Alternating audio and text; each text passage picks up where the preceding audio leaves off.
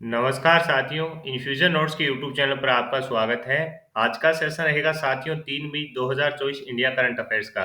इस सेशन के अंदर साथियों जितने ही महत्वपूर्ण प्रश्न बनेंगे इंडिया करंट अफेयर्स के, वो मैं आपके साथ शेयर करूंगा। साथ ही उन प्रश्नों से जुड़े हुए जो महत्वपूर्ण तथ्य है आपसे पूछे जा सकते हैं, उस पर भी जानकारी साझा करूंगा। और आपकी सुविधा के लिए साथियों आपको डेली है जो इन्फ्यूजन नोट्स के टेलीग्राम पर पीडीएफ मिल जाती है।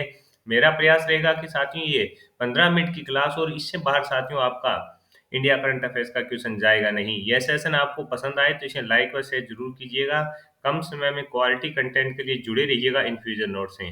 तो शुरुआत करेंगे आज के सेशन की। पहला क्वेश्चन आपसे पूछा है कि हाल ही में किसे विहेल्टी गोल्ड पुरस्कार से सम्मानित किया गया। मोस्ट इंपोर्टेंट साथियों आज के दिन का क्वेश्चन रहने वाला है। आज का सेशन आपके लिए काफी इंपॉर्टेंट रहेगा साथियों। आज के सेशन में जितने ही प्रश्न बने हैं वो मोस्ट इंपॉर्टेंट रहने वाले हैं। आपसे पूछा है कि हाल ही में किसे वीएलटी गोल्ड पुरस्कार से सम्मानित किया गया, तो आंसर हो जाएगा डॉक्टर पूर्णिमा देवी को। किसको सम्मानित किया गया? आंसर हो जाएगा डॉक्टर पूर्णिमा देवी।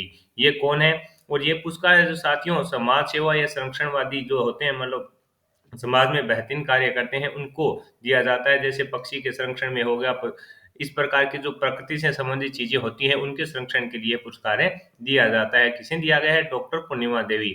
असम की वन्य जीव संरक्षणवादी डॉक्टर पूर्णिमा देवी वर्मा को इस साल विहल्टी गोल्ड पुरस्कार से सम्मानित किया गया। सुश्री बर्मन को यह पुरस्कार हरगिल्ला नाम से प्रसिद्ध ग्रेटर एडुजेटेड पक्षी के संरक्षण हेतु उनके अथक प्रयासों के कारण है जो दिया गया है। ये इनका फोटो है। तो साथियों मोस्ट इंपोर्टेंट क्वेश्चन मान के चलिएगा कि आपकी आगामी प्रतियोगिता परीक्षा में कन्फर्म पूछा जाएगा और आपको 2 नंबर दिला के जाने वाला क्वेश्चन रहेगा। आगे बढ़ेंगे साथियों अगले क्वेश्चन पर अपने। अगला क्वेश्चन आपसे पूछा गया है कि हाल ही में संविधान पार्क का उद्घाटन है जो कहां पर किया गया है। ये क्वेश्चन भी इंपॉर्टेंट रहेगा साथियों, क्योंकि मैंने आपको बताया है भारतीय सेना और भारत से संबंधित अगर किसी भी प्रकार का कोई नवाचार होता है तो वहां से करंट अफेयर्स का क्वेश्चन बनता है। हाल ही में संविधान पार्क का उद्घाटन है जो कहाँ किया गया, तो आंसर हो जाएगा साथियों आपके पुणे में किया गया। कहां पर किया गया? पुणे में किया गया। और इसका जो निर्माण है साथियों वो किसके द्वारा करवाया गया, ये भी क्वेश्चन इंपॉर्टेंट रहने वाला है। तो आपका आंसर हो जाएगा भारतीय सेना और पुनीत बालन सुबह ने पुणे में संविधान पार्क है जो विकसित किया, जिसका उद्घाटन है जो साथियों 28 अप्रैल को है सेना के संदर्भ कमांड के प्रमुख लेफ्टिनेंट जनरल अजय कुमार सिंह के हाथों है जो किया गया। इस प्रकार का ये साथियों संविधान पार्क, और ये आप जो फोटो में देख रहे हैं उनका जो उद्घाटन किया गया उस समय की ये फोटो है। तो इम्पोर्टेंट है कि संविधान पार्क का उद्घाटन कहाँ हुआ, तो आपके पुणे में हुआ। और इसका निर्माण किसने किया था? भारतीय सेना और पुनीत बालन समूह ने किया था। तो अपने लिए इंपॉर्टेंट क्वेश्चन रहेगा। आगे बात करें साथियों अगले क्वेश्चन की। अगला क्वेश्चन आपसे पूछा है कि 46वीं अंटार्कटिका संधि सलाहकार बैठक की मेजबानी कौन करेगा। ये भी क्वेश्चन मोस्ट इंपोर्टेंट रहने वाला है कि 46वीं अंटार्कटिका संधि सलाहकार बैठक की मेजबानी कौन करेगा, तो आपका आंसर रहेगा भारत करेगा साथियों। और भारत के अंदर कौन सा मंत्रालय करेगा और कहां पर होगी उस पर अपने अब चर्चा करते हैं। पृथ्वी विज्ञान मंत्रालय राष्ट्रीय ध्रुवीय और महासागर अनुसंधान केंद्र के माध्यम से है जो केरल के कोच्चि में साथियों 20 से 30 मई 2024 तक 46वीं अंटार्कटिक संधि परामर्शदात्री बैठक है जो उसकी है जो साथियों मेजबानी करने जा रहा है। तो ये भी इम्पोर्टेंट है कि पृथ्वी विज्ञान मंत्रालय राष्ट्रीय ध्रुवीय और महासागर अनुसंधान केंद्र के माध्यम से है जो साथियों इसका आयोजन है जो 20 से 30 मई केरल की कोच्चि में किया जाएगा। यह अंटार्कटिका में पर्यावरणीय प्रबंधन, वैज्ञानिक सहकार्य और सहयोग पर रचनात्मक वैश्विक बातचीत को सुविधाजनक बनाने की भारत की इच्छा के अनुरूप है। तो इम्पोर्टेंट है साथियों 46वीं है और केरल के अपने कोच्चि में 20 से 30 मई को आयोजित होगी। तो मोस्ट इंपोर्टेंट है क्वेश्चन रहने वाला है। आगे बढ़ेंगे साथियों अगले क्वेश्चन पर बात करें। अगला क्वेश्चन आपसे पूछा गया है कि कॉरपोरेट सामाजिक उत्तरदायित्व के क्षेत्र में उत्कृष्ट योगदान के लिए जो किसे सम्मानित किया गया। कॉरपोरेट सामाजिक उत्तरदायित्व के क्षेत्र में उत्कृष्ट योगदान के लिए जो किसे सम्मानित किया गया, तो आपका आंसर हो जाएगा डॉक्टर बीना मोदी को। किसे सम्मानित किया गया? डॉक्टर बीना मोदी जी को है जो सम्मानित किया गया। बीना मोदी को भारत के उपराष्ट्रपति श्री जगदीप धनखड़ ने कॉरपोरेट सामाजिक उत्तरदायित्व के क्षेत्र में उत्कृष्ट योगदान के लिए सम्मानित किया। इस कार्यक्रम में society of Indian law firms के नए भवन का उद्घाटन किया, जिसमें राष्ट्रपति मुख्य अतिथि थे साथियों। वहां पर है जो डॉक्टर बीना देवी को है जो सम्मानित किया गया, ये अपने को याद रखना है। पूछे कि कॉरपोरेट सामाजिक उत्तरदायित्व के क्षेत्र में उत्कृष्ट योगदान के लिए सॉरी किसे सम्मानित किया गया, तो आपका आंसर हो जाएगा डॉक्टर बीना मोदी जी को है जो सम्मानित किया गया। आगे बढ़ेंगे साथियों, अगले क्वेश्चन पर बात करेंगे। अगला क्वेश्चन आपसे पूछा गया है, जियो फाइनेंशियल सर्विस के एमडी और सीईओ कौन बने हैं। मोस्ट इंपोर्टेंट साथियों क्वेश्चन रहने वाला है कि जियो फाइनेंशियल सर्विसेज के एमडी और सीईओ कौन बने हैं, तो आपका आंसर हो जाएगा साथियों हितेश सेठिया। जियो फाइनेंशियल सर्विस के एमडी और सीईओ बने हैं हितेश सेठिया। और ये साथियों कॉरपोरेट मामलों के मंत्रालय ने हितेश कुमार सेठिया को 3 साल की अवधि के लिए जियो फाइनेंशियल सर्विसेज के एमडी और सीईओ के रूप में नियुक्ति को मंजूरी है जो दे दी है। ये है हितेश जी सेठिया, जिनको साथियों जियो फाइनेंशियल सर्विस के एमडी और सीईओ के रूप में नियुक्त किया गया है। आगे बढ़ेंगे साथियों, अगले क्वेश्चन पर बात करेंगे। अगला क्वेश्चन आपसे पूछा है, भारतीय रिजर्व बैंक ने अनियमित ऋण प्रथाओं का हवाला देते हुए किस कंपनी का है जो लाइसेंस रद्द कर दिया है। ये चर्चा में है, तो साथियों इस प्रकार का भी क्वेश्चन है जो कई बार एक एग्जामिनर है जो पूछ लेता है। आपसे पूछा गया है कि भारतीय रिजर्व बैंक ने अनियमित ऋण प्रथाओं का हवाला देते हुए किस कंपनी का लाइसेंस है रद्द कर दिया, तो आंसर हो जाएगा एनबीएफसी। किसका, एनबीएफसी का है जो साथियों लाइसेंस है जो रद्द कर दिया है। किसके द्वारा साथियों, भारतीय रिजर्व बैंक ने। इसमें क्या बताया है कि भारतीय रिजर्व बैंक ने अनियमित ऋण प्रथाओं का हवाला देते हुए दिल्ली स्थित गैर बैंकिंग वित्तीय कंपनी कौन सी है, एनबीएफसी एसेमनी इंडिया लिमिटेड का है जो लाइसेंस है रद्द कर दिया है। तो ये चर्चा में है, तो अपने को दिमाग में रखना है। किस कारण क्या है साथियों, किसके जो अंदर ऋण देते हैं वो उसके अंदर अनियमितता है, नहीं किस प्रकार की रेट पर देगा, किस प्रकार देगा, उसकी कोई इस पर साथियों है जो प्रूफ यहाँ पर नहीं है। आगे बात करें साथियों अगले क्वेश्चन पर। अगला क्वेश्चन आपसे पूछा है कि खान मंत्रालय ने भारत में महत्वपूर्ण खनिज प्रसंस्करण उद्योग के ज्ञान आधार को बढ़ाने के लिए किसके साथ समझौता किया है।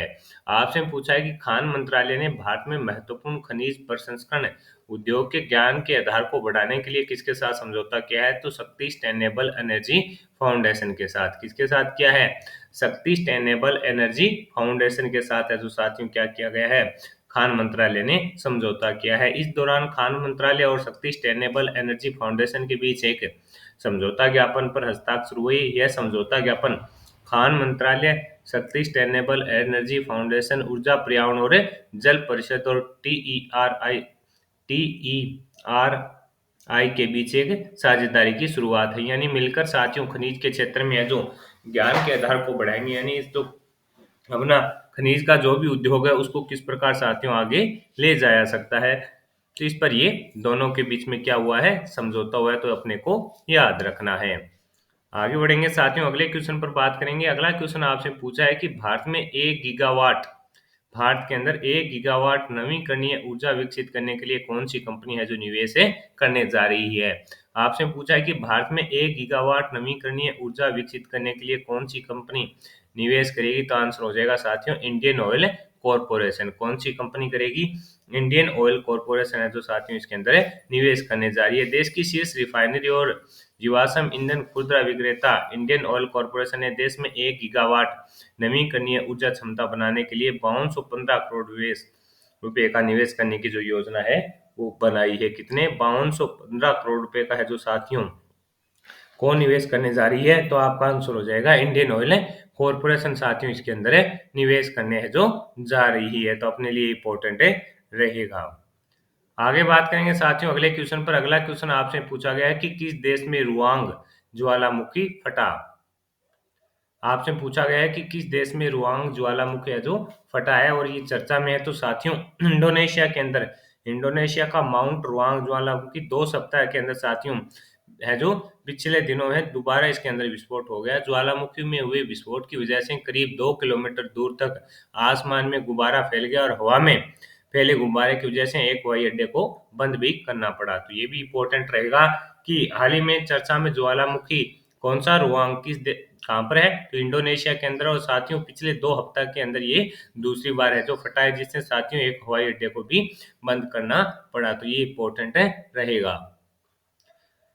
आगे बात करें साथियों अगले क्वेश्चन पर। अगला क्वेश्चन आपसे पूछा है कि हाल ही में किस एडटेक कंपनी ने टाइम की वैश्विक रैंकिंग में प्रथम स्थान हासिल किया है। टाइम पत्रिका है साथियों, उसके द्वारा जो विश्व की शीर्ष एडटेक कंपनियां होती है इनकी रिपोर्ट है जो जारी की जाती है। उसके अंदर साथियों प्रथम स्थान पर है जो एमेरिटस से रही है। ये अपने को याद रखना है। कौन सी रही है? एमेरिटस है जो प्रथम स्थान पर रही है। भारतीय एनटेक स्टार्टअप है एमेरिटस ने टाइम पत्रिका की विश्व की शीर्ष एडटेक कंपनी 2024 की रैंकिंग में प्रतिशत शीर्ष स्थान प्राप्त किया है। इमेरिटस की स्थापना 2015 में साथियों अश्वनी डामेरा और चेतन कलिप्ट नापू ने की थी। किसने इसकी स्थापना है जो साथियों अश्वनी डामेरा और चेतन क्लिप्टन नापू ने की थी। ये भी अपने को याद रखना है। तो अपने लिए इंपॉर्टेंट साथियों बन रहा है यहाँ से। आपसे पूछे कि किस एयरटेक कंपनी ने टाइम की वैश्विक रैंकिंग में प्रथम स्थान हासिल किया? इमेरिटस ने। और इसकी स्थापना है जो कब हुई थी? 2015 के अंदर। ये भी अपने को याद रखना है। आगे बात करेंगे साथियों अगले क्वेश्चन की। भारत ने कर लेना साथियों, यानी भारत ने किस देश के काकेशतुराई बंदरगाह के विकास के लिए आर्थिक सहायता प्रदान की है? भारत ने किस देश के काकेशतुराई बंदरगाह के विकास के लिए आर्थिक सहायता प्रदान की है? तो श्रीलंका। भारत श्रीलंका में स्थित एक बंदरगाह के विकास पर है जो 500 करोड़ रुपए खर्च करने जा रहा है। श्रीलंका की कैबिनेट ने इससे जुड़े प्रस्ताव को मंजूरी दे दी है। केकेएस जो बंदरगाह साथियों 16 एकड़ के क्षेत्र में फैला हुआ और यह पंडुचेरी में करईकल बंदरगाह से 104 किलोमीटर दूर है। तो ये भी अपने को याद रखना है। यानी भारत ने किस देश के काके सत्तुराई बंदरगाह के विकास के लिए आर्थिक सहायता प्रदान की है? तो आंसर हो जाएगा आपका श्रीलंका के लिए साथियों ये आर्थिक सहायता है जो प्रदान की गई है। और कितने करोड़ का ये बजट रहेगा? तो 500 करोड़ का साथियों ये बजट रहने वाला है। कितने? 500 करोड़ रुपए का ये बजट रहने वाला है। और साथियों इसके जो फैसला है उसके लिए साथियों श्रीलंका की कैबिनेट ने स्वीकार भी है जो कर लिया है। तो अपने लिए इम्पोर्टेंट रहेगा साथियों। ये सो केकेएस बंदरगाह साथियों 16 एकड़ के क्षेत्र में फैला हुआ है। ये पंडुचेरी में कर इकल बंदरगाह से 104 किलोमीटर की दूरी पर है मात्र। ये भी अपने को याद रखना है। तो अपने लिए इम्पोर्टेंट रहेगा। आगे बढ़ेंगे साथियों अगले क्वेश्चन पर बात करेंगे कि भारतीय नौसेना के उप प्रमुख कौन बने हैं। भारतीय नौसेना के उप प्रमुख कौन बने हैं? कृष्णा स्वामीनाथन। कौन बने हैं भारतीय नौसेना के उप प्रमुख? तो आंसर हो जाएगा कृष्णा स्वामीनाथन बने हैं। वाइस एडमिरल कृष्णा स्वामीनाथन ने बुधवार को जो भारतीय नौसेना के नए प्रमुख के रूप में है जो साथियों पदभार ग्रहण किया है। इस अवसर पर उन्होंने राष्ट्रीय युद्ध स्मारक पर पुष्पांजलि अर्पित की और दिल्ली के साउथ ब्लॉक में गार्ड ऑफ ऑनर भी ने दिया गया। आपसे पूछा है कि भारतीय नौसेना के उप प्रमुख कौन बने? तो आपका आंसर हो जाएगा कृष्णा स्वामीनाथन जी है जो बने हैं। और साथियों ये अपने लिए इम्पोर्टेंट रहने वाला और इन्हें दिल्ली के साउथ ब्लॉक में गार्ड ऑफ ऑनर से भी सम्मानित है जो किया गया है। ये अपने को याद रखना है। आगे बढ़ेंगे साथियों अगले क्वेश्चन पर बात करेंगे कि हाल ही में पहली राष्ट्रीय महिला हॉकी लीग 2024 से कहां प्रारंभ हुई? तो आंसर हो जाएगा साथियों झारखंड के अंदर। हाल ही में पहली राष्ट्रीय महिला हॉकी लीग 2024 कहां प्रारंभ हुई है? तो आपका आंसर हो जाएगा झारखंड के अंदर साथियों इसकी शुरुआत है जो की गई है। लीग को 2 चरणों में आयोजित किया जाएगा। इसका उद्घाटन चरण साथियों 30 अप्रैल से जो 10 मई तक के झारखंड के रांची में होगा। इस चरण के दौरान सभी जो मैच हैं साथियों वो मारंग गोम के Jaipal Singh astroturf hockey stadium में आयोजित किए जाएंगे। यानी आपसे पूछे कि हाल ही के अंदर पहली राष्ट्रीय हॉकी लीग 2024 कहां प्रारंभ हुई है? आंसर हो जाएगा झारखंड। और लीग है तो साथियों इसको 2 चरणों के अंदर आयोजित किया जाएगा। जो प्रथम चरण है आपका वो 30 अप्रैल से शुरू हो रहा है और 10 मई तक झारखंड के रांची में होगा। आगे बात करेंगे साथियों अगले क्वेश्चन पर कि IQAIR के अनुसार दुनिया का सबसे प्रदूषित शहर कौन सा है? तो आंसर हो जाएगा आपका काठमांडू है। IQAIR के अनुसार एक संगठन जो दुनिया भर के 100 शहरों में वास्तविक समय प्रदूषण को मापता है, काठमांडू को वैश्विक स्तर पर सबसे प्रदूषित शहर का स्थान दिया और दिल्ली इसके अंदर साथियों है जो दूसरे स्थान पर है। दिल्ली कौन से स्थान पर है? दिल्ली इसके अंदर साथियों दूसरे स्थान पर है। और प्रथम स्थान पर कौन है? प्रथम स्थान पर साथियों काठमांडू है। और यहाँ पर जो साथियों प्रदूषण है वो काफी चरम लेवल पर है। और उसके बाद साथियों जो अपना दूसरा स्थान अगर आपसे पूछे कि किसका है तो दूसरा स्थान साथियों नई दिल्ली का है। ये अपने को याद रखना है। आगे बात करेंगे साथियों अगले क्वेश्चन पर। अगला क्वेश्चन आपसे पूछा है कि अंतर्राष्ट्रीय शतरंज महासंघ ने हाल ही में किसे ग्रैंड मास्टर की उपाधि से सम्मानित किया है। आपसे पूछा है कि अंतर्राष्ट्रीय शतरंज महासंघ ने हाल ही में किसे ग्रैंड मास्टर की उपाधि से सम्मानित किया है। तो वैशाली रमेश बाबू को, भारतीय शतरंज खिलाड़ी वैशाली रमेश बाबू को आधिकारिक तौर पर अंतर्राष्ट्रीय शतरंज महासंघ फिडे ने ग्रैंड मास्टर के खिताब से सम्मानित किया है। केनेरू हम्पी और हरिका द्रोणावली के बाद वैशाली तीसरी भारतीय महिला ग्रैंड मास्टर है जिन्हें ये उपलब्धि हासिल हुई है। तो ये भी इंपॉर्टेंट है कि ये तीसरी महिला ग्रैंड मास्टर बनी है साथियों, जिसको है जो अंतर्राष्ट्रीय शतरंज महासंघ ने है जो ग्रैंड मास्टर की उपाधि है जो प्रदान की है। ये अपने लिए इंपॉर्टेंट रहने वाला है कि हाल ही में अंतर्राष्ट्रीय शतरंज महासंघ ने किसे ग्रैंड मास्टर की उपाधि से सम्मानित किया। तो आंसर हो जाएगा वैशाली रमेश बाबू किया। और साथ ही अपने भारत के अंदर है जो केनेरू हम्पी और हरिका द्रोणावली के बाद है जो वैशाली तीसरी महिला ग्रैंड मास्टर बनी है जिन्होंने ये उपलब्धि हासिल की है। तो साथियों ये था सेशन, और ये सेशन आपको पसंद आया है तो इस सेशन को लाइक और शेयर जरूर कीजिएगा। कम समय में क्वालिटी कंटेंट के लिए जुड़े रहिएगा इन्फ्यूजन नोट से। और साथियों आपको जो पीडीएफ है वो आपको इन्फ्यूजन नोट्स के टेलीग्राम पर चैनल पर मिल जाएगी। सेशन और ये प्रयास आपको पसंद आ रहा है तो साथियों इस सेशन को लाइक व शेयर जरूर कीजिएगा और अपने दोस्तों में भी शेयर कीजिएगा। इन्फ्यूजन नोट से जुड़े रहिएगा। धन्यवाद।